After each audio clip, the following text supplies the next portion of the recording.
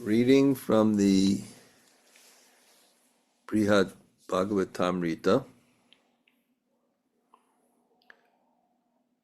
Book 1, Chapter 6, Text 30, 31 and 32. Now, the combination of needing cataracts surgery, which I'll get Thursday,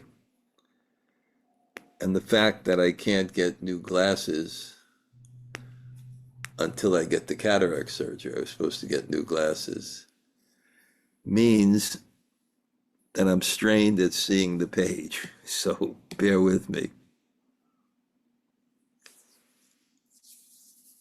So I don't think I'll be able to read the Sanskrit. When Vasudeva brought me back from Gokula, the cries of the greatly distraught Yaśodā made even stones shed tears and lightning bolts shatter. And who can let the mouth speak about the other women of Vraja, who after Krishna left became like living corpses? Purport: not being able to tolerate the situation, she describes what happened in 2 verses. When I was brought from Gokula to Ta, the stones, though very hard, wept. They had become liquid. Thunderbolts, even harder, split open, antar dalati. Harder than that was one's heart. Did not melt from the cries of Yaśodā. What person, man or woman, can speak about the condition of other women, Radha and the gopis? Om Jnana Timirandasya Kananjana Shalakaya Taksur Unmilitam Yena Tasmai Śrī Vasudevena Śrī Chaitanya Mano Bhishtam Stapitam Yena Bhutale Swayam Rupa Kadamayam Dalati Svapadantikam Pancha Kalpa Tarubhyascha Kripa Sindhu Bhayevacha Patitanam Pavanebhyo Vaishnavebhyo Namo Namah. Sri Krishna Chaitanya Prabhu Nityananda Sri Advaita Gadadhar Śrī Vasudeva Bhakta-vrinda. Hare Krishna, Krishna Krishna, Hare Hare, Hare Rama, Rama Rama, Hare Hare. So greetings from New Jersey. Kind of looking forward to it because I never do well traveling. So now I'll be in this place for 3 weeks straight. We're in this ocean of ras being described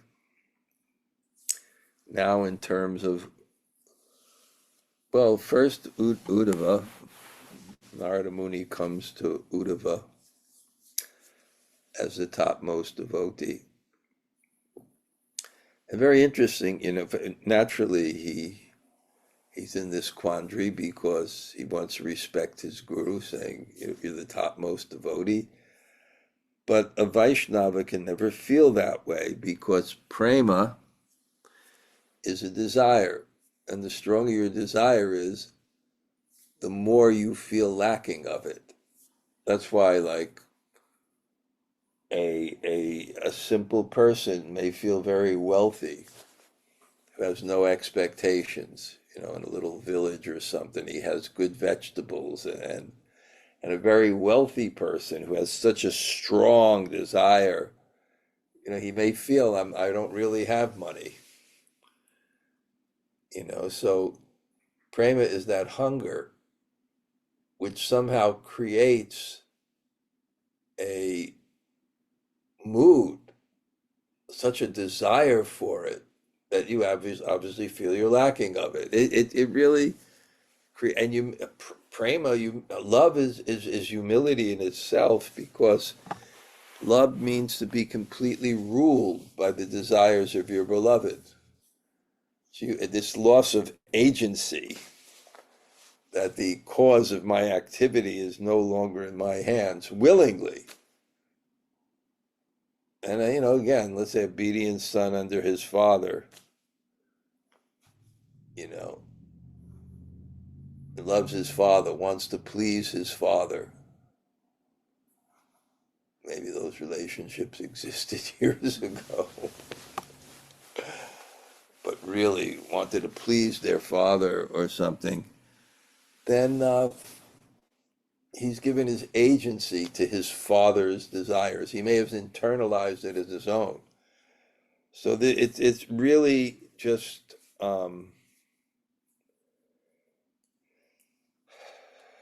creates a very, very high degree of humility. So even though he says that you're the greatest, he can never accept it, but has to accept it. But somehow the way he deflects the praise nevertheless, which is very natural because, and I've explained this many times, but these points of Krishna consciousness are timeless. But yeah, you naturally deflect the praise because it doesn't suit your objective of service. Being the center doesn't facilitate the mood of service. Rather, if one imbibes that consciousness, it changes his vision away from love to I am the center. And wow, isn't it nice when someone really has that objective of service and love? It's such an we know it's the most attractive thing, right? I've recently, my godbrother Gopal Krishna Maharaj is being glorified, and because he had that objective of service, which also shows it doesn't matter what position you're in, as long as you have the consciousness. You can lead as a service, but it's still very, very beautiful because the choices you make are not based on control, power, or aggrandizement, but on service to Sri Guru and Krishna. So Uddhava just naturally deflects that praise. And it's not only deflects that praise, but it's so strongly not his experience of being topmost anything when he sees the love of the residents of Vrindavan. So he just explains his own experience. When I saw them, my pride as the topmost devotees was crushed to dust. And then everybody knows about it because I sung that it's so exalted.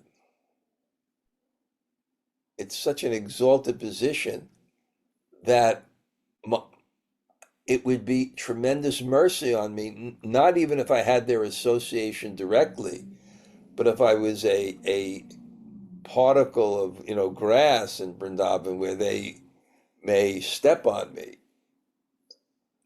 It's really, these stories and these histories, what they're trying to explain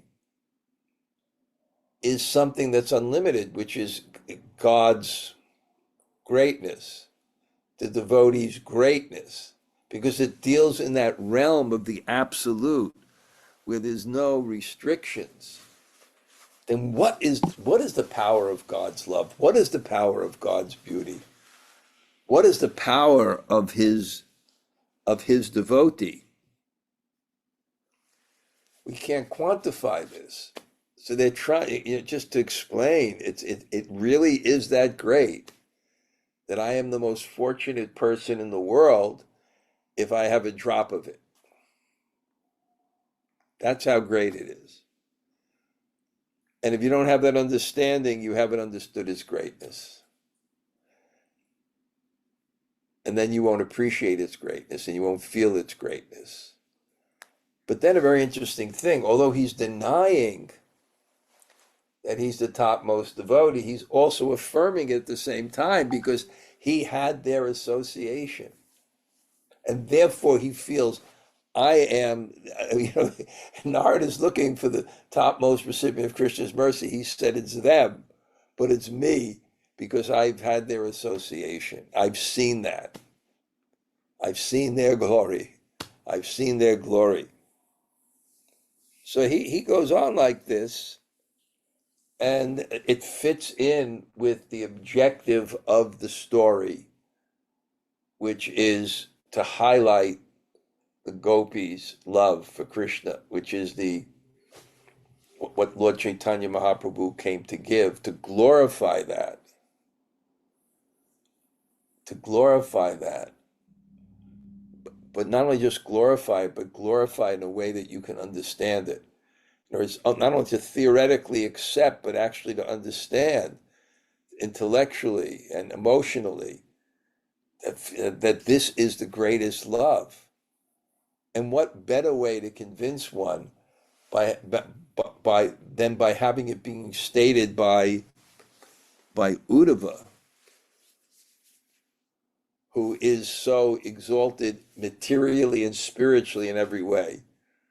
And if he's humbled by that, so you see there's all these different ways that it's being presented, that this is just so extraordinary. It's trying to, it has to put it within our frame of reference, but also out of our reach. But it's, so okay, it's like Uddhava, is saying it. Now, to enhance this kind of concept that's coming up, or that's being presented, it does it in an interesting way, because Rohini, who's also sitting outside of Krishna's room on the terrace, because Krishna was disturbed that day, which will be part of the story, she's objected, which is really, she's objected that what are you saying, Uddhava? Because if she's a Bṛhad-bhāgavatāmṛta, I was there. The pain of Mother Yaśodā was so powerful that even stones would melt, thunderbolts would shatter. It's just so heart-filling there. And what to speak of them? The gopis are dead. They're living, but they're dead. They're a corpse. Without Krishna, they have no life. So how can you say they're recipients of mercy? Which is another way of showing they're recipients of mercy, because what is mercy but it's Krishna's love? And look at the effect when they feel bereft of it. But they're not bereft of the love, they're bereft of the object of love. But they're not bereft of the love, they have that love. And that love is so great.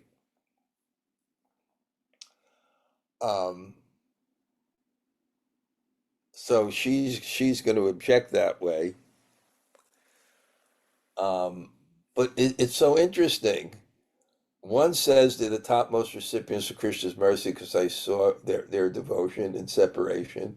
The other one says, well, this can't be mercy, but actually they're pointing out that it is mercy, because mercy is love. And love brings you within the object of love. So it's a very interesting thing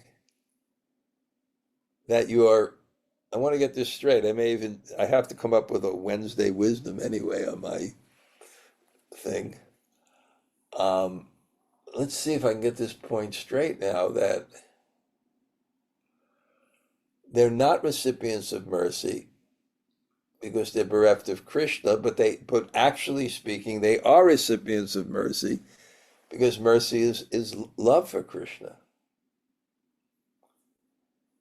So they actually have love for Krishna, and that's real mercy.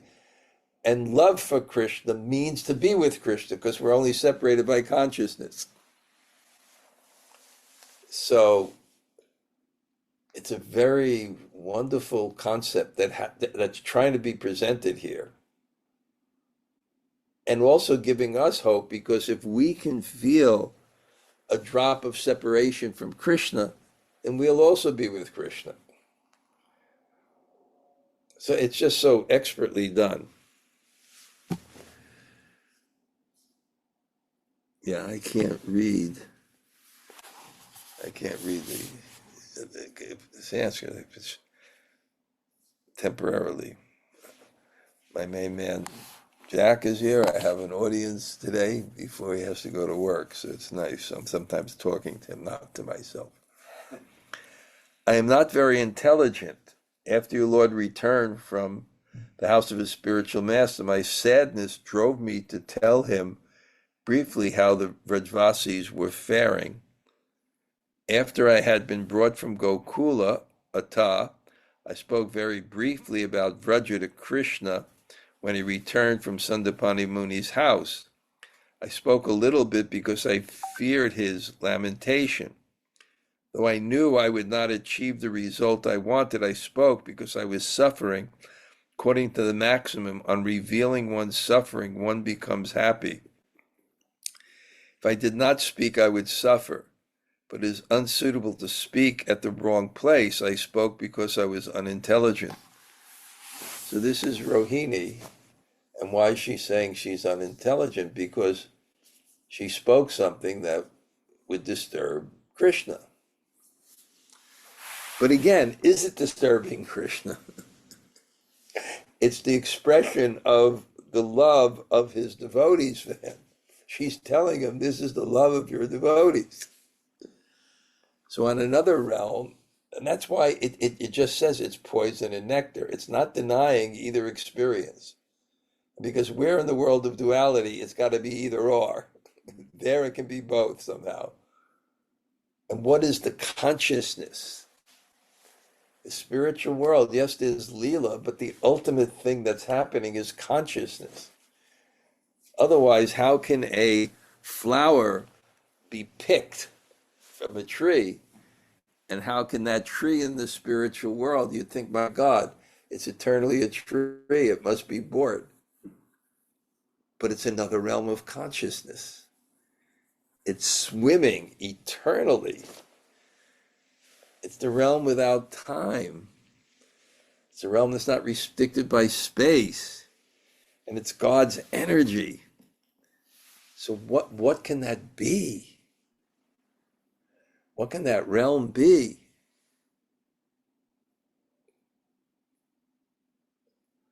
So she says, I'm not very intelligent. But she said, I had to tell him. And that's a fact. It's some kind of psychological fact that's confirmed here, although it doesn't say where it came from. That maxim, on revealing one's suffering, one becomes happy. I don't know if one becomes happy, but one doesn't die. Because when there are emotions, they have to be expressed. Otherwise, it just somehow, I know the psychological fact of that, and I've seen it with people, and I read psychologically this creates the artistic type. Now, many people have artistic talents, but the artistic type, the bohemians, they're everything they do, they just compelled to create. They can't live without it. And it's when it generally happens when someone is disconnected from both parents, and there's just so much emotion that they can't even deal with it unless they put it out. At least you can see it. At least have some grasp on it, some relief on it. That's a fact that emotions have to be expressed. So just the fact that she just has to talk about it. Now, don't blame her.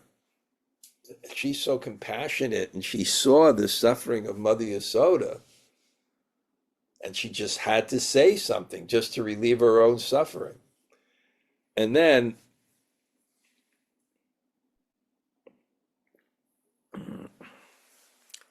so I had to tell him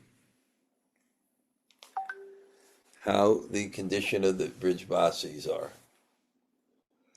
So now what you're going to see is not only the condition of the Bṛhad-bhāgavatāmṛta, which is their love for Kṛṣṇa, but Krishna's love for them. Although it's not apparent, because he hasn't gone back, despite they're near dead. So these two things actually have to be explained for us to understand some access to this samarpyatam unatoj vala rasam, this brilliant rasa. We have to understand how that suffering, which is invoking the highest love, is somehow the greatest ecstasy. And then we have to understand why Krishna didn't go back, and it had something to do with their level of devotion. And that's going to be explained. This, though, did not soften his heart, since all he did in response was send you, an expert in the clever art of delivering message. So basically, I'll read it, by my speaking the news, his heart did not soften. It was certain the symptoms was that Uddhava was sent there. Only you were sent. And Krishna did not go in person. Quote, but that should also be auspicious, end quote. You are skillful in the art of clever speaking, or you are skilled in knowing how to speak cleverly. By that speaking, the people of Vraj became more grief-stricken and not at all pacified. Anyway, again, this is kind of the criticism of Krishna, which will be in everyone's mind, is coming out. Why the hell did you not go back when they're suffering and near death? So she brings it out because this is actually our thoughts, and the resolution of that will have to do somehow or other with the exalted love of the gopis. And this is just supposed to inspire us that there's a world of love, there's a world of consciousness, there's a world of pleasure. And somehow or other, we have to develop determination based by faith. And faith comes from hearing that this is the goal. And we have to sacrifice anything for it. And it doesn't mean that we have to renounce the world. We have to renounce the things that don't have value. Anartas, we have to give up on our anartas, the things that don't have value to that. At least the ones we can consciously give up. So,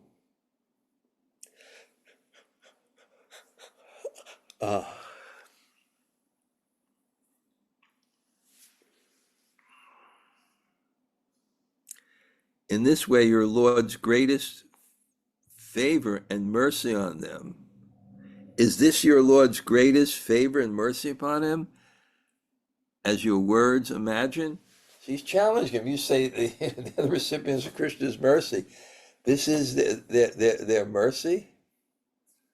This is Krishna's mercy on them, that he doesn't come, and they're living corpses. You know, that it's so sad. The empathy you should have, the feelings you should have for the residents of Vrindavan should crack your heart. That's how powerful it is, because it cracks, it melts stones, it shatters thunderbolts. This should be really felt deeply. So is this the favor on him?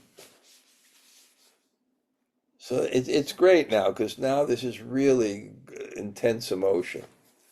And it's all what we want. We want to somehow have that feeling of that energy of God that's beyond the mental, intellectual, egotistical pleasure that we sensual, mental, intellectual, egotistical pleasures, the pleasures of the Bhumir Apo, Nalo Vayu, Kamano, Buddha Evicha, Hankara, Itiyame, Bina, Prakriti, of the 8 material elements, the pleasure of water, taste, fire, sight, earth, fragrance, ether, sound, air, touch,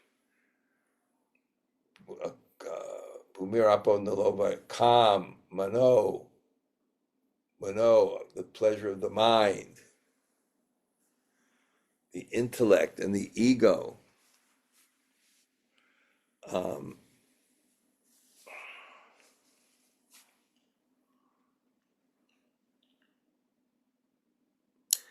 Is his behavior endowed with mercy to them? Or was he pleased to give mercy to them, which is implied by your words, though not spoken directly? Tatparya. Anyway, this is the pleasure that we're seeking. And we're encaged by this limited faith of material pleasure based on these experience. But spiritual pleasure is just in another ballpark, it's another realm, because it's God's pleasure, it's actually pleasure. The other things are flickering and temporary, and usually the expectation of it is better than what you get. I heard one sadhu said that it never gets as bad as you think, and it's never as good. Wow.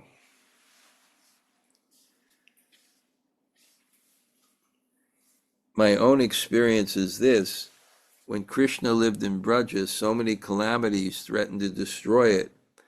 Vraja was disturbed by demons, from Putna to Keshi, by demigods like Varuna and Indra, by creatures like the python, and by the falling of familiar things at Krishna's home, like the cart and the Arjuna trees. But to these dangers, the residents paid no regard. So there's always these calamities, and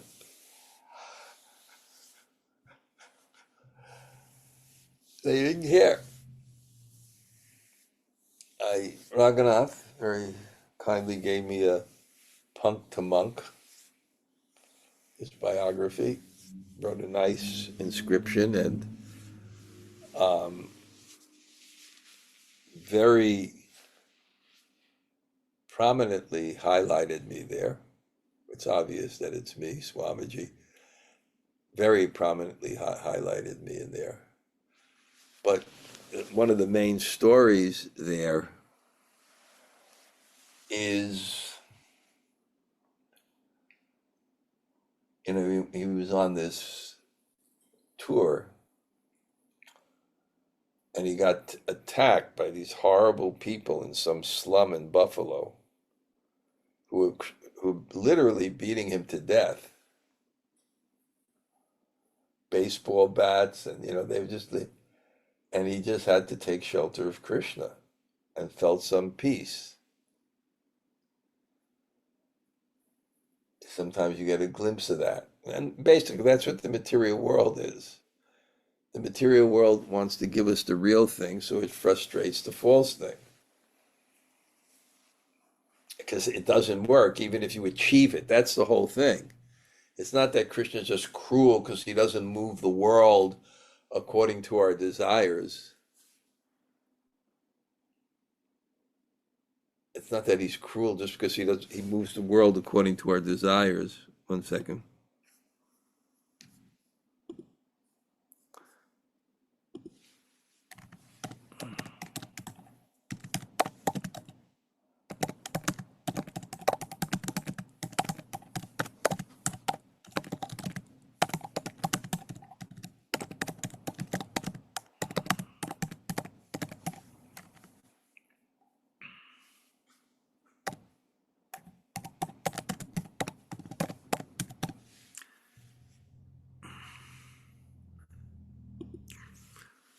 No, it's because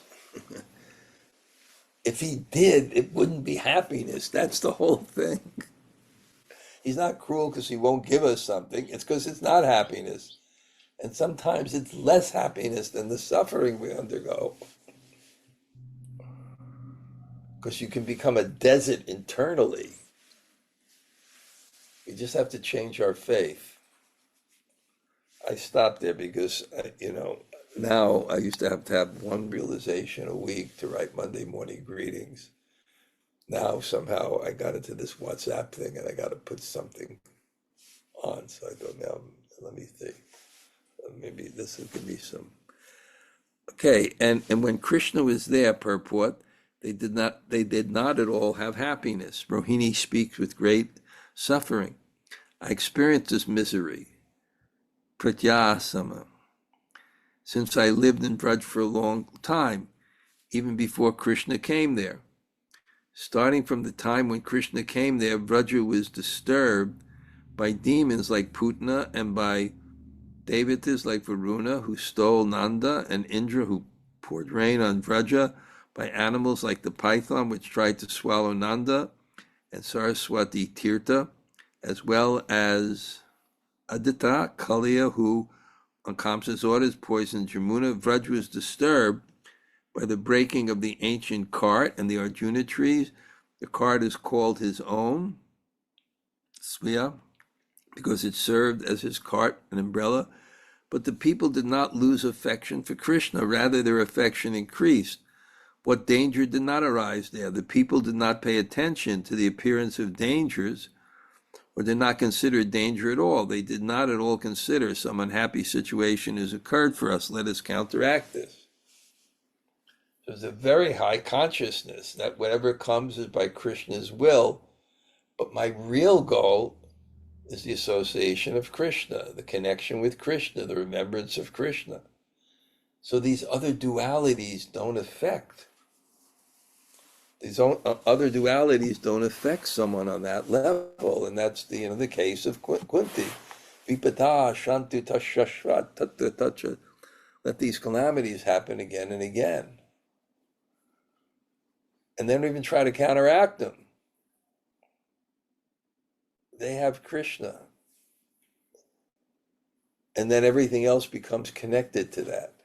And I always quote there was one book on happiness I read, but they quoted this seemingly ordinary Jewish lady in the Holocaust who evidently was self-realized, and she said, when you have an inner life, it doesn't matter what side of the fence you're on. So it's inner life. Okay, we'll go on. As if entranced, in each event they wanted only to assure Krishna's welfare, they never thought about themselves. Purport. The causes explained. They were as if Eva bewildered. Krishna had taken away their sense of discernment, since actually they could not be bewildered materially. Or they were like Eva, other people who become tricked by magic, because at all times they desired only Krishna's safety. In all these dangers, they did not consider their own safety. So this is the world of love. The Lord of, let me say, I'm making this up now like it's authoritative, but the world of love has two factors. Let's see if I remember what I was going to say. You don't care for yourself.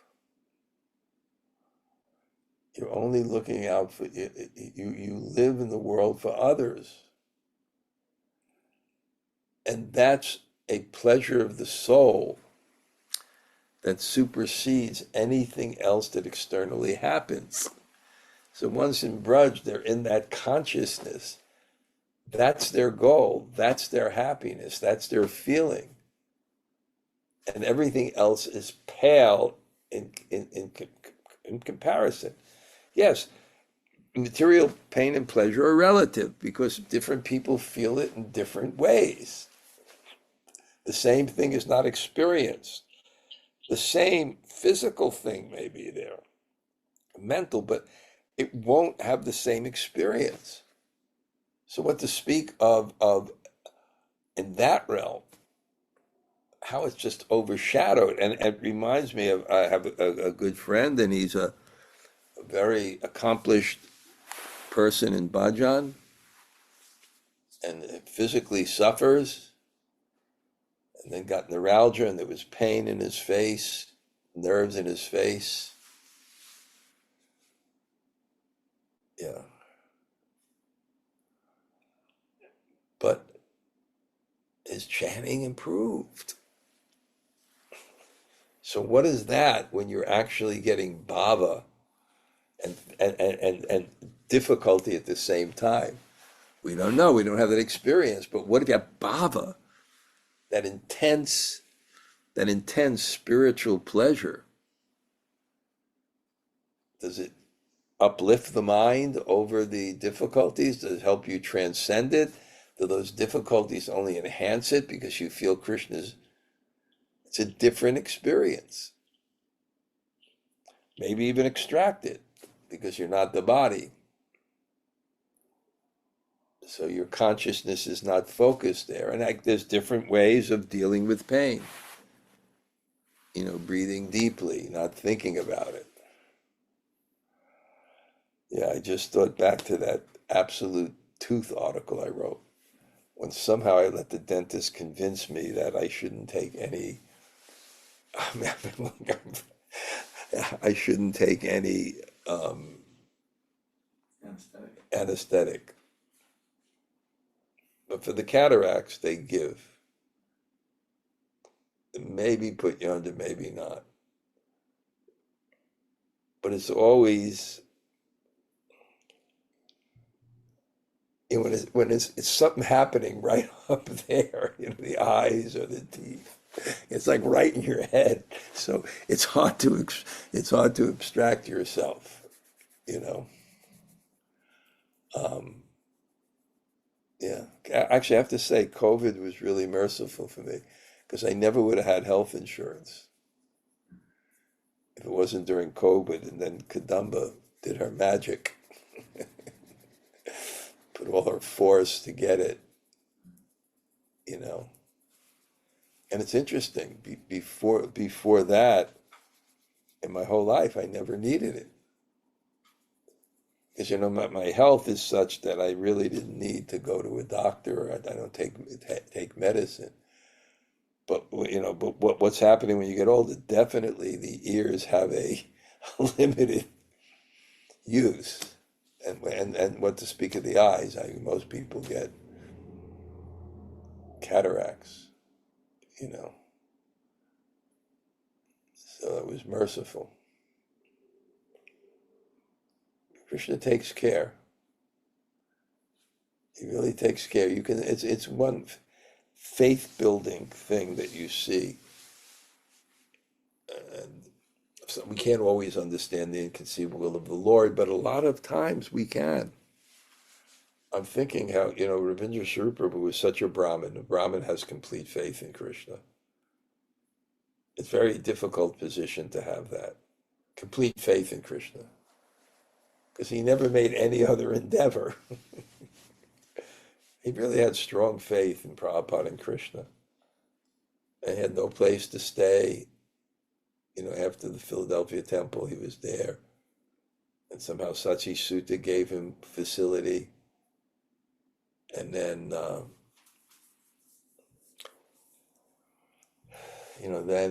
he needed more, and then he's got a great place in Mayapur. But to have that level of faith, Prabhupada did the Indo-Pakistan War. Can you imagine? They had blackouts at night, so they were afraid they'll be bombed. So you get blackouts, so, airplanes can't see. And they asked Prabhupada, what would happen if a bomb come? He said, I would see Krishna.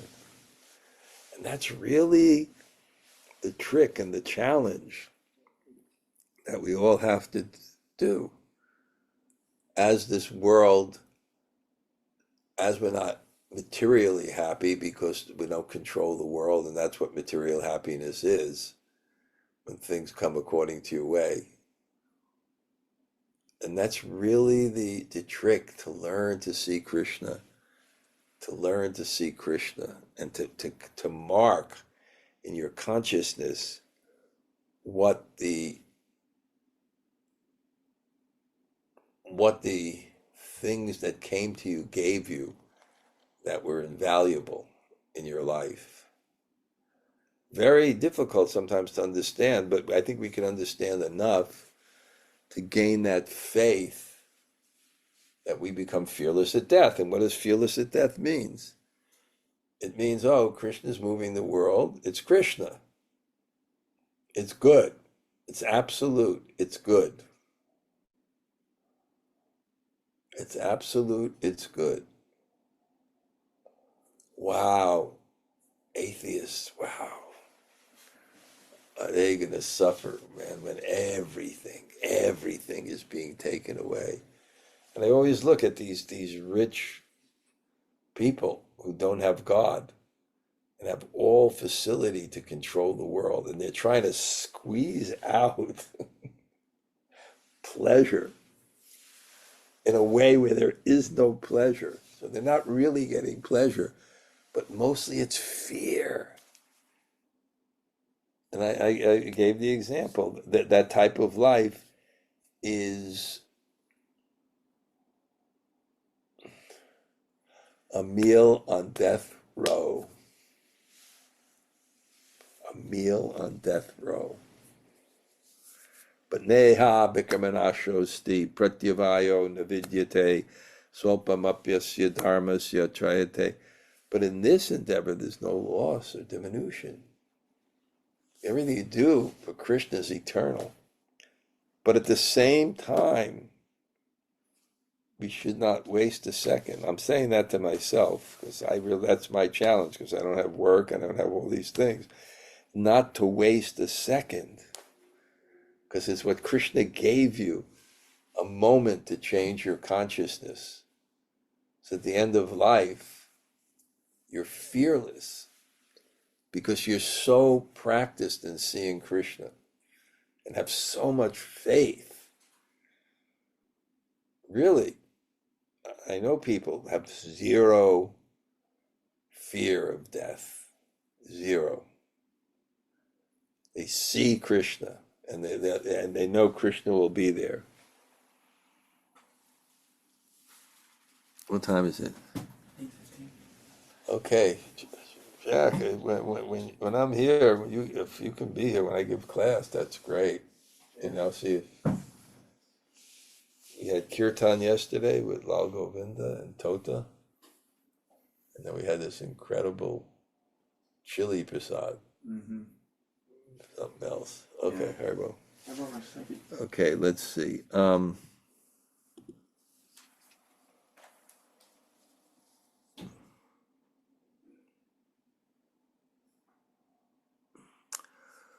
Okay, Jamuna Jaya, you get anything for this today? You can share with us? Yes, Raj. I'm still driving today, so no camera on, but I got a lot out of it today. One of the things that I'm really holding on into is the way the folks of Vrindavan, they didn't try to, I forget how you said it, didn't try to mitigate the calamities. They just surrendered to Krishna. And that's such a powerful lesson. That's not try to let me try to rearrange it, but let me just and then as you were ending, see Krishna, and then take shelter of Krishna instead of trying to be the controller ourselves and try to mitigate it. So I found those two things really, really powerful. That's a real fine line between doing our duty and accepting. I think that thing, we have to accept what we can't control, and we have to accept what we can't control, and we have to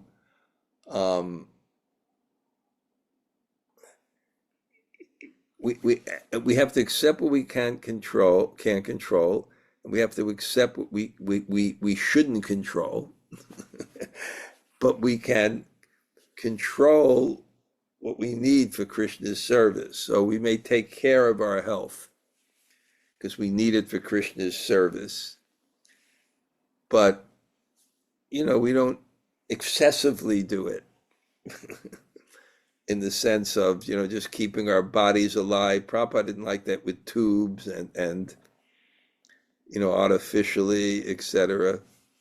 Okay, thank you. Anybody else like to say hello? Hare Krishna Maharaj. Gail, Yeah, hi, Krishna.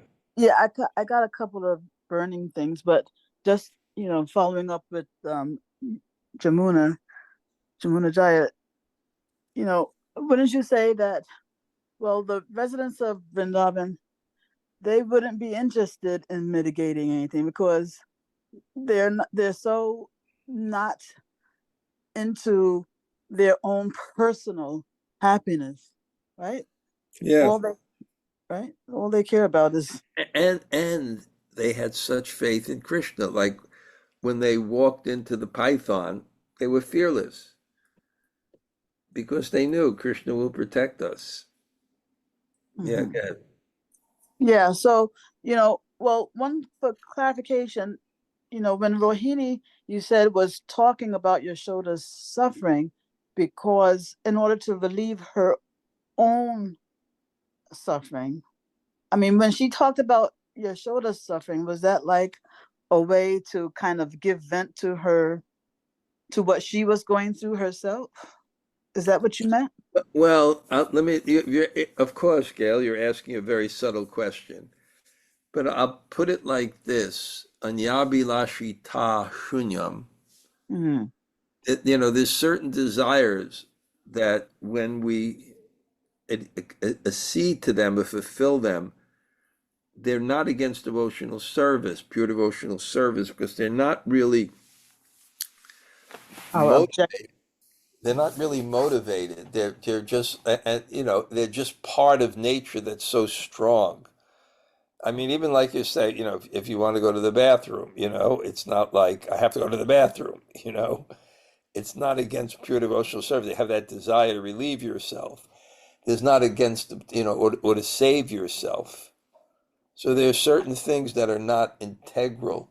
So I would put that on that level with her, etc. It was just like a natural urge. It wasn't like I want to be happy by this. I will do this to mitigate my suffering, etc. It's just uncontrollable. Her Mm, suffering is so much in the force that to try to control it or neglect it because it's not like that with natural urges. mm-hmm, mm-hmm. Okay, Maharaj. And also one other thing was when you said that not getting what we want, right, is really kind of like less happiness than the suffering that we get because you said you were left like a desert inside. Can you like elaborate on that? Yeah, what I was saying is that we think that, you know, God will be merciful, he'll satisfy our desires. But the point is, and that what that means is moving the world to conform to our desires. In other words, or letting us control the world in such a way that we can fulfill our desires. But he knows that when you attain that, that's not happiness, because happiness is consciousness. So he's not really being cruel in not allowing us to be healthy or have wealth or whatever other thing, because his focus is simply on consciousness. And because we have that kind of faith, that this is happiness, we Mm-hmm. sometimes question God's mercy. Mm-hmm. Mm-hmm. Thank you, Maharaj. Just one quick last thing. Yeah. I'm doing pretty good today, Gail. Let him, Yeah, batting 1,000. Yeah. yeah, okay. So why didn't the dentist want you to take anesthesia? He said I didn't need it. I don't know why. He just said you don't need. He just said, if you really need it, you just put your finger up. You know. So once he got me into the bob of it, I was able to tolerate. It didn't really go down so deep on a nerve, but it's just that drill, horror drill in your teeth. It didn't really hurt that much. So I never really had to put up my finger. He said, just put up your finger if it's too much. I was thinking maybe he needed to get for his own, purpose, and treating you properly. He needed you to be aware of the sensitivity so that he could know how deep to go or something. Well, usually dentists don't do that. They just see that there's, darkness and they just drill it out. I'll ask him one time why he didn't do that. And, Yeah, I mean, I'd be but yeah, I remember after that, the time I went, I said, I just want it, just give me the, Actually, I was able to tolerate it. It never really got down, but just the thought of that drilling, ugh. Whew. Anyway, it led to some great lectures. So, and actually speaking, because of my nature, it's like because of my faith in a good story is greater than the faith of any pain I have to undergo. yeah. Okay, Haribo. Thank you, Maharaj. Anybody else say hello? Hare Krishna, Hemaladharada Maharaj. Hare Krishna Maharaj, Shabh Kishore here. Nice to hear from both of you. Haribo. Hare Krishna. Likewise, thank you so much for such a wonderful class, Maharaj. Yes. I just appreciate that you're hearing it and you're applying it and that you're trying to serve Prabhupada. So that gives me happiness. Okay. Anybody else say hello? Hare Krishna Guru Maharaj, Tota Gopinath here. Great to hear from you. Jai Okay. Prabhupada. Jai, Haribo. Anybody else? Hare Krishna Maharaj, this is Krishna-katha. Thank you so Hello. much. On Sunday, you said that entitlement kills love. Can you please elaborate a little bit? Because love is mercy from above. So mercy means I don't deserve it, right? If someone gives you something, right, and you deserve it, it's not love. Someone may give you, let's say someone gives you $1,000, right?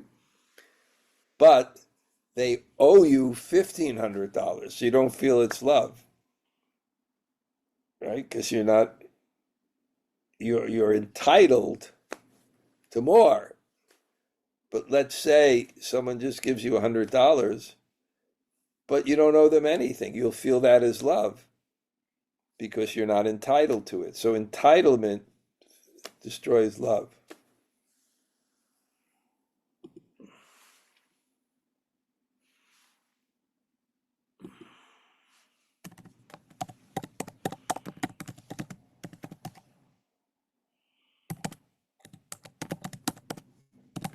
Okay, anybody else? Thank you. Haribo. Hare Krishna Maharaj. Wait, 1 second. Krishna-namrita. Haribo? Stay there, Lal. Thank you very much.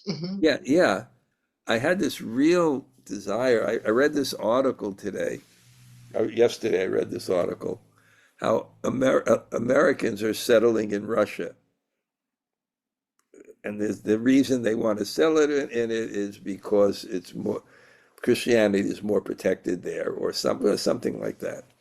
But what interests me a letter that it seems that many Americans still go to Russia, even though we hear stories of people. So I really had a desire to go again. So I'm going to see if I can go again, see everybody. We're waiting for you greatly. Oh, it will be such luck, Okay. such happiness. Come to us, please. Okay, Lal, Haribo. Hare Krishna Maharaj. Thank you for class. Great to see you yesterday. That was nice. It was just the 4 of us, but kirtan and katha. It's great. Yeah. Wonderful. What else more can you ask for? Right. Okay. Anybody else say hello?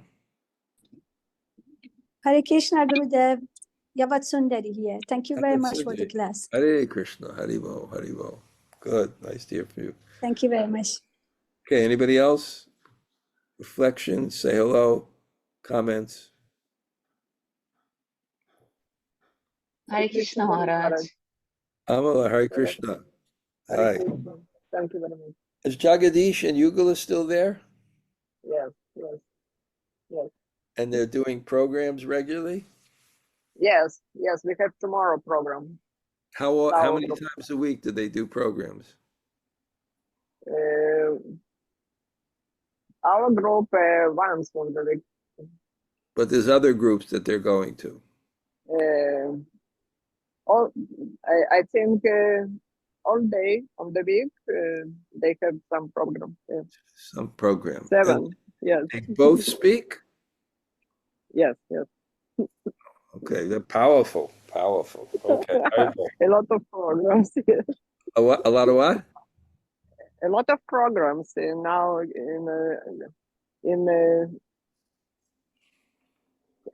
all the countries. Yeah. Okay. Sorry. Amalakama lives in Israel, so